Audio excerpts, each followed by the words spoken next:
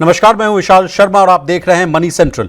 ये एक ऐसा शो है जहां हम गवर्नमेंट पॉलिसीज से लेकर जियोपॉलिटिकल टेंशन्स तक, देश विदेश की इकोनॉमीज की बात हो या कमोडिटी और क्रिप्टो की हलचल को समझना हो, शेयर बाजार की उतार चढ़ाव हो या म्यूचुअल फंड्स की चाल को समझना हो, बैंकों की बात हो या रेगुलेटर्स की, इन सभी से जुड़े मसलों को इस शो में हम डिकोड करने की कोशिश करते हैं। चर्चा को आसान बनाने के लिए, सभी प्रश्नों का जवाब देने के लिए हमारे साथ मौजूद हैं हमारे सहयोगी और वरिष्ठ आर्थिक पत्रकार प्रवीण शर्मा सर, आपका मनी सेंट्रल में बहुत स्वागत है। थैंक यू विशाल।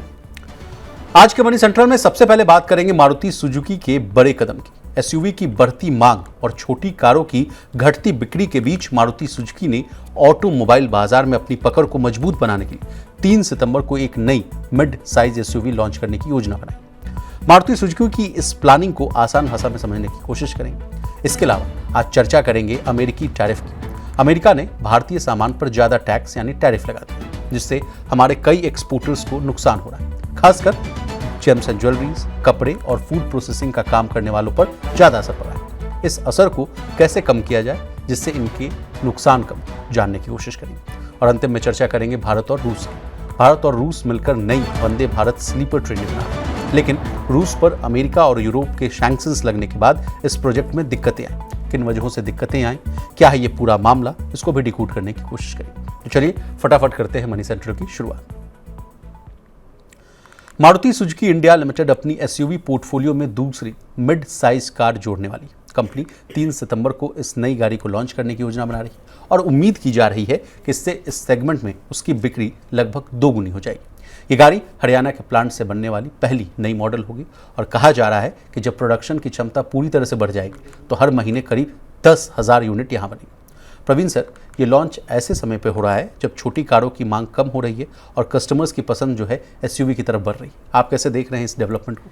नहीं, ये देखिए, देश की ऑटो इंडस्ट्री जिस एक क्राइसिस के दौर में गुजर रही है, उसमें सबसे बड़ी आफत का अगर कोई कंपनी एक सामना कर रही है, अगर किसी एक हम कंपनी की बात करें तो वो है मारुति सुजुकी।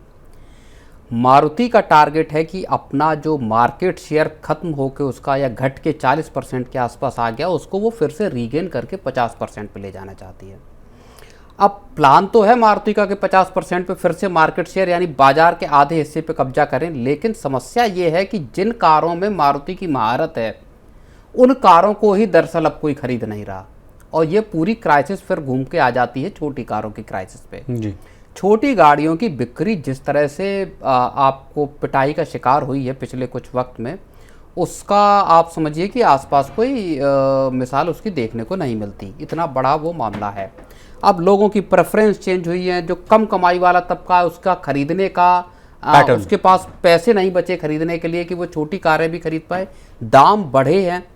तो ऐसी तमाम चीज़ें जिसकी वजह से पूरा का पूरा छोटी कारों का मार्केट एक बड़ी मुश्किल दौर में चला गया है। जी, मारुति के इसलिए जो दिक्कत है उसमें अब उसने एक तरीका ये निकाला है कि जो मारुति ने लगातार अपना फोकस बनाए रखा छोटी कारों पे, उसने टाटा, महिंद्रा, एमजी और ऐसी दूसरी कंपनियों को एक मौका दे दिया कि वो जो है जो मार्केट है एसयूवीज का उसको कब्जा कर लें जी। और इस वजह से अब मारुति अपना फोकस बढ़ा रही है कि वो छोटी कारों को एक तरफ रखा जाए और अब जो मिड सेगमेंट की एसयूवीज हैं वहाँ फोकस बढ़ाया जाए जहाँ पे खरीदार सबसे ज़्यादा हैं इस वक्त। हाल फिलहाल में प्रवीण सर, जो कैफे 3 नॉर्म्स और एमिशन नॉर्म्स को लेकर भी बहुत गहमा गहमी देखने को मिली थी।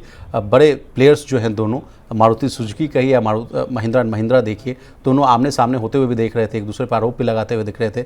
वो वाला भी मामला क्या है सर, वो भी हम आपसे समझना चाहेंगे। क्या इसको इस कहानी में जोड़ कर देखें?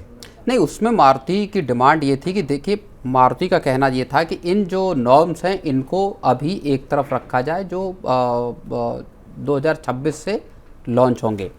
मारुति का कहना ये था कि इन अगर कैफ़े 3 नॉर्म्स को अगर लागू किया गया तो जो कुछ थोड़ी बहुत छोटी कारों की बिक्री हो रही है वो भी होना कम हो जाएगी या बंद हो जाएगी।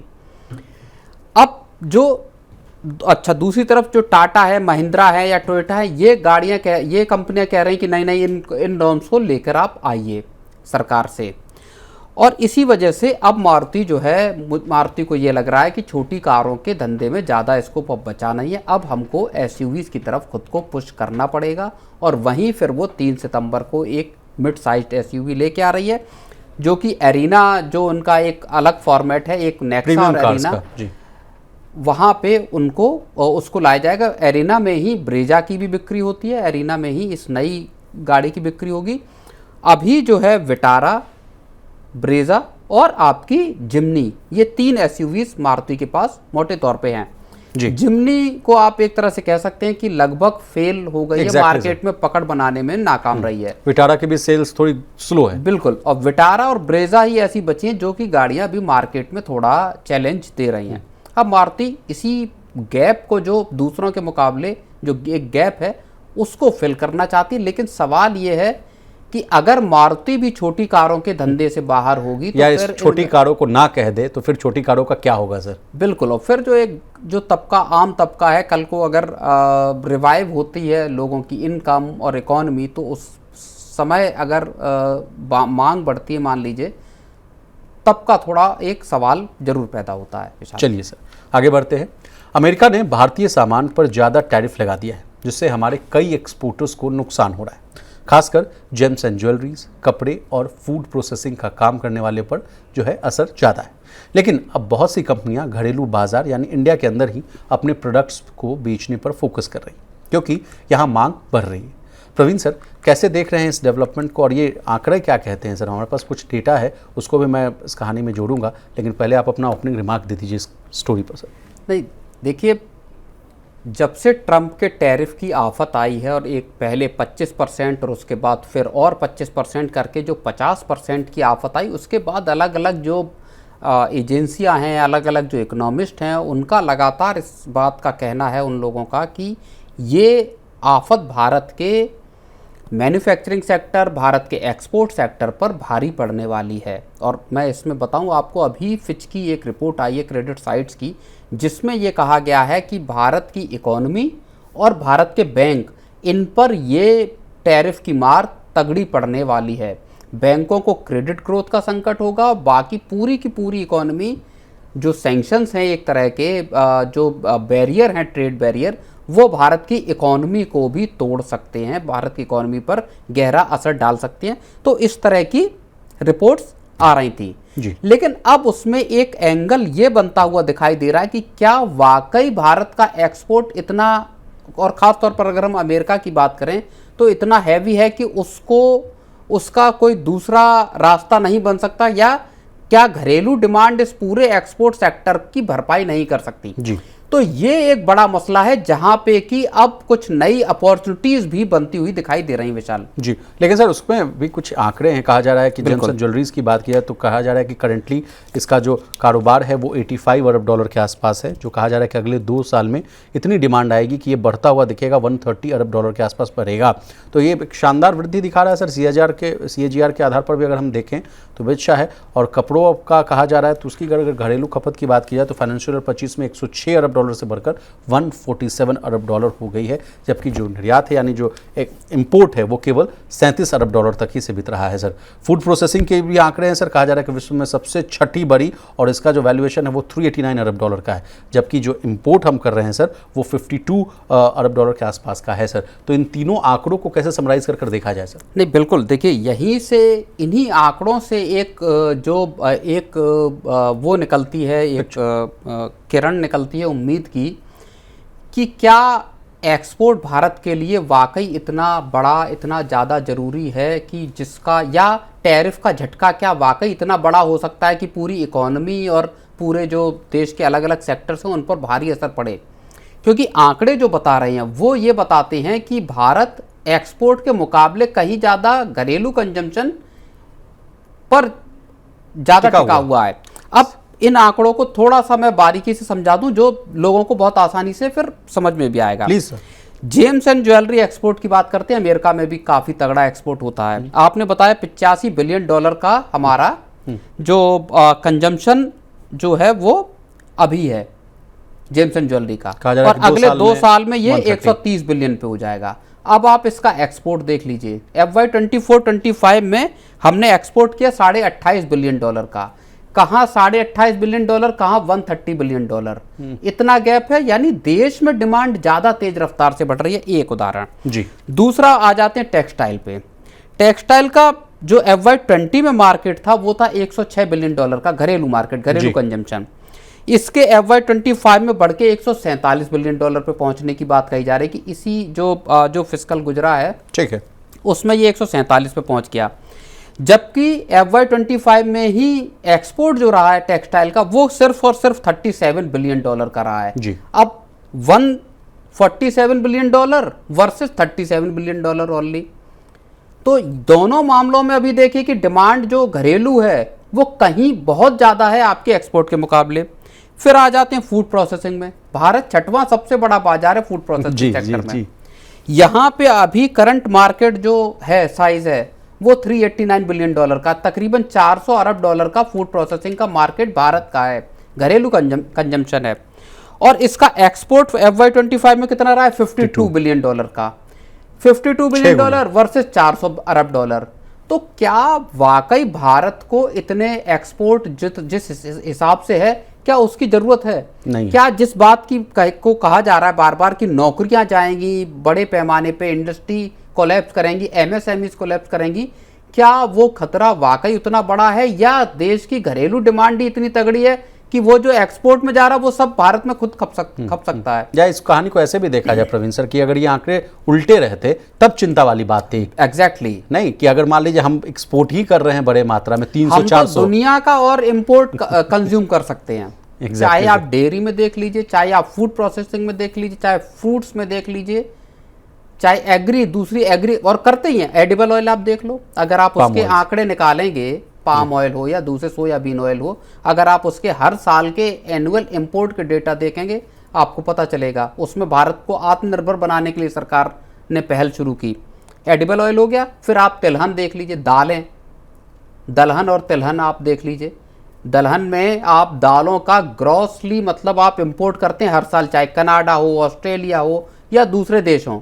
तुअर की दाल हो, मूंग की दाल हो, बर्मा हो, म्यांमार हो, बांग्लादेश हो, यहाँ से हम दालें मंगाते हैं। दालों में भी भारत को आत्मनिर्भर करना है, उसके लिए भी सरकार ने पूरी एक मुहिम चला रखी है जी। तो हम तो इन सब के बाद इंपोर्ट भी कर रहे हैं जी। तो भारत का जो घरेलू कंजम्पशन है, दरअसल यही जो दुनिया में अलग अलग वक्त पे अलग अलग क्राइसिस आई, चाहे 2008-9 की क्राइसिस हो, चाहे पीछे की क्राइसिस हो, उस सब में भारत के घरेलू खपत ने ही देश की इकोनॉमी को बचाने में मदद की। तो सर ऐसी जो रिपोर्ट्स आती रह रही हैं, अभी जो ग्लोबल ब्रोकरेज हाउस की रिपोर्ट जो कह रही हैं कि इकोनॉमी में डेंट आ सकता है और तमाम तरह की जो चीज़ें हैं वो डिरेल हो सकती हैं, तो उनको सच्चाई माना? इसीलिए सरकार ने स्वदेशी 2 का वो किया है। प्रधानमंत्री मोदी ने कहा है कि अब आप स्वदेशी पे आई घरेलू प्रोडक्ट्स का इस्तेमाल कीजिए। इसका मतलब ये है कि जो प्रोडक्ट आप बाहर जा रहे हैं, अगर आप घरेलू प्रोडक्ट्स का इस्तेमाल बढ़ा देंगे तो वो जो बाहर आप कंज्यूम करने के लिए भेज रहे हैं वो चीज़ घर में ही खप जाएगी।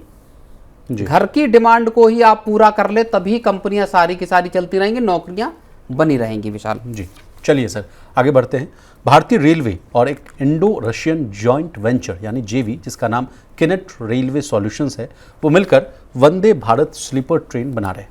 इस जॉइंट वेंचर में शामिल हैं भारत की RVNL और रूस की TMH Metrowagonmash LES कंपनियां। लेकिन पश्चिमी देशों ने रूस पर कई प्रकार की सैंक्शंस यानी पाबंदियां लगा दी। खासकर रूस यूक्रेन युद्ध के बाद कहा जा रहा है कि इन प्रतिबंधों ने इस जॉइंट वेंचर पर असर डाला है। कैसे असर डाला है, क्या होगा वंदे भारत का, प्रवीण जी से समझने की कोशिश करेंगे। सर ये कहानी क्या है, थोड़ी पेचीदगी है इसमें कि नहीं है? नहीं, बिल्कुल पेचीदगी है, और इसमें सरकार की एक जो स्ट्रेटेजिक थिंकिंग है उसका भी आपको वो मिलता है, और रेलवे का भी जो खासतौर पे वंदे भारत के जो स्लीपर ट्रेन है उसके लिए एक जो वेंचर बना हुआ है आपका सरकार का जी, उसमें दरअसल एक मेट्रो वैगन मैश करके कंपनी रशियन है जिसकी हिस्सेदारी है इस एक JV में। इस JV में RVNL का जो है स्टेक है वो 25% है, वो आज भी 25% है। एक दूसरी जो रशियन कंपनी है मेट्रो वैगन मैश, उसका स्टेक असल में जो है वो था आपका 70%। ठीक है, अब उसको घटा के कर दिया गया है 35%। ओके। और इसकी जगह एक दूसरी कंपनी है लोकोमोटिव इलेक्ट्रॉनिक्स सिस्टम्स LES। इसका काइनेट रेलवे सॉल्यूशंस है जो JV बना हुआ है, उसमें स्टेक इसी ड्यूरेशन में यानी FY23 से ये 5% से बढ़ के पहुंच गया है 40% पे। अच्छा, ठीक है। तो अब मेट्रो वैगन मैश का स्टेक कम क्यों हुआ? क्योंकि इस कंपनी पे यूरोपियन यूनियन की कंट्रीज़ का या जो पूरा जो यूक्रेन युद्ध चल रहा था उसकी इस पे पाबंदियां लगी, और जो यूरोपियन यूनियन की जो वेंडर और कंपनियां हैं उन्होंने फिर इसमें आपत्ति जताई कि उनके कारोबार पे भी खतरा पैदा हो सकता है, सैंक्शन लग सकते हैं जी। इस वजह से सरकार ने और एक रशियन जो कंपनियां इन्होंने मिलके एक स्ट्रेटजी ये बनाई कि मेट्रो वैगन मैश का जो स्टेक है इस वेंचर में, जेवी में, उसको कम किया जाए, और एक जिस कंपनी पे सैंक्शंस नहीं हैं, एलियस, उसका स्टेक इसमें बढ़ाया जाए, और इस वजह से उसका स्टेक 5% से 40% पहुंचा, जबकि मेट्रो वैगन मैश का स्टेक 70% से घट के ठीक आधा हो गया 35%। जी जी जी। दूसरी तरफ आरबीएनएल का इसमें स्टेक 25% पे बना हुआ है। ठीक है, ठीक है। दूसरी बात है सर कि अब भारतीय रेलवे भी कह रहा है कि अब ज़्यादातर जो मुद्दे हैं वो सुलझा लिए गए हैं, प्रोजेक्ट आगे बढ़ता हुआ दिख सकता है, तो क्या ये प्रोजेक्ट जो है अब आगे और बढ़ता हुआ दिखेगा? नहीं, बिल्कुल। देखिए, ये जेवी ही लगभग 9,000 करोड़ का है, और इसके जरिए पूरे वंदे भारत जो पूरी ट्रेन है उसमें क्रिटिकल कंपोनेंट, इक्विपमेंट्स और बाकी इलेक्ट्रॉनिक सिस्टम्स जो है वो इंस्टॉल किए जा रहे हैं, लगाए जा रहे हैं। तो भारत में जो वंदे भारत ट्रेन एक देखिए सरकार का बेहद महत्वाकांक्षी ड्रीम प्रोजेक्ट कहिए सर। बिल्कुल। और उसमें चूंकि अभी तक चेयर कार वाली गाड़ियां तो हैं ही, लेकिन स्लीपर ट्रेन को लेकर आने की बात लगातार चल रही थी जी। तेज रफ्तार ट्रेनें हैं, बेहतर सुविधाएं हैं, वेल इक्विप्ड ट्रेन हैं, और उस स्लीपर ट्रेन के लिए ये एक जेवी तैयार किया गया, और अब वहां पे सरकार की एक स्ट्रेटजी से इस पूरे जो वेंचर है उसको दरअसल पूरे के पूरा जो सैंक्शंस हैं उनसे बचाने की विशाल कोशिश की जा रही है। चलिए प्रवीण सर, आपका बहुत शुक्रिया, आपने कीमती समय निकाला, तमाम विषयों को बहुत ही आसान भाषा में विस्तार से समझाने की कोशिश की। तो आज के मनी सेंट्रल बस इतना ही। इसी तरह देश, दुनिया और बिजनेस जगत से जुड़ी तमाम ताज़ा तरीन खबरों के लिए बने रहिए हमारे साथ और देखते रहिए मनी।